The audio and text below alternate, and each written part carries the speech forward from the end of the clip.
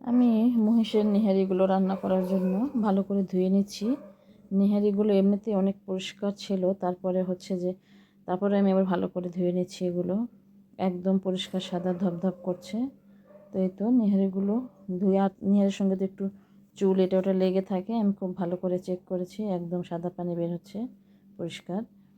তার মানে নেহারির মধ্যে কোনো ময়লা নেই। ভালো করে ধুয়ে আমি পানি দিয়ে আগে সিদ্ধ দেব, কারণ এসব মহিষের নেহারি অনেক সময় লাগবে সিদ্ধ হতে। তো আমি একটু হলুদ আর লবণ দিয়ে সিদ্ধ দিয়েছিলাম, সাথে একটু তেলও দিয়ে দিয়েছিলাম যেন একটু দুর্গন্ধ না আসে। আর এই তো এখানে দিয়ে দিলাম দারচিনি, এলাচ, তেজপাতা, তারপরে জিরার গুঁড়া দিচ্ছি, তারপরে দারচিনির গুঁড়া দিব, তারপরে পেঁয়াজ, আমরা যে কাঁচামরিচ দিয়ে রান্না করব, আর আদা রসুন বাটা, সবগুলো কিন্তু মশলা অনেক অনেক করে বেশি করে দিয়েছি।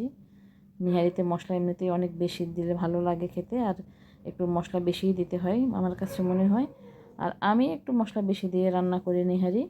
তো এই তো সবগুলো দিয়ে দিয়েছি। আগে কিন্তু আমি অনেকক্ষণ, প্রায় 2 ঘন্টা নিহারি সিদ্ধ করে নিয়েছিলাম। পরে এগুলো দিয়ে দিলাম, কারণ নিহারি অনেক শক্ত ছিল, মহিষের নিহারি। আর সরিষার তেলও দিয়ে দিলাম অনেক পরিমাণে।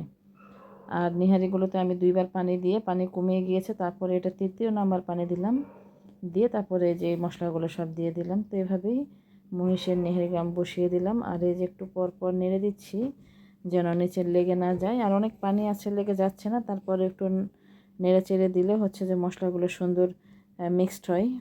তো এভাবেই আমার নেহারি রান্না চলছে। আসলে নেহারি রান্না করা একটা ধৈর্যের ব্যাপার, অনেক সময় লাগে। অনেক সময় তো একদিনে খাওয়াও যায় না, অল্প অল্প জাল দিলে দেখা যায় যে 2 দিন পরে খেতে হয়।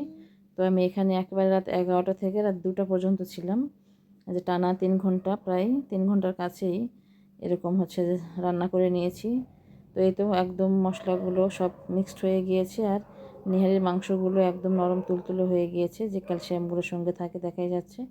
তো আমার নেহারি মোটামুটি লাস্টের দিকে, তারপরেও এখন আরও বেশ কিছুক্ষণ এটা ফুটাতে হবে।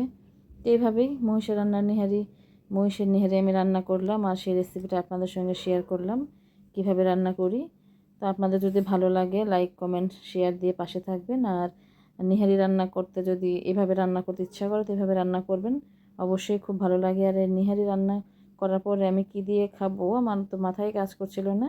ভেবেছিলাম সকালবেলা খাবো, তো যেহেতু রাত্রেবেলা রান্না শেষ হয়ে গিয়েছিল নেহারি, তো আমার মেয়ে বললো কি, মা নান নিয়ে এসি, নান দিয়ে আজকে নেহারি খাবো। তো ঠিক আছে, মানে আমি আগের দিন রাত 2টার সময় রান্না কমপ্লিট করেছিলাম, পরের দিন রাত্রে ডিনারের সময়।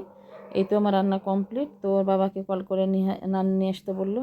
তো বাবা নান নিয়ে আসার সঙ্গে সঙ্গে আমি হটপটে রেখে দিয়েছিলাম যেন নরম তুলতুলে থাকে। তো এই তো এগুলোই ছিল আমাদের রাত্রের ডিনারের আয়োজন। নান রুটির সাথে যে মহিষের নিহারি।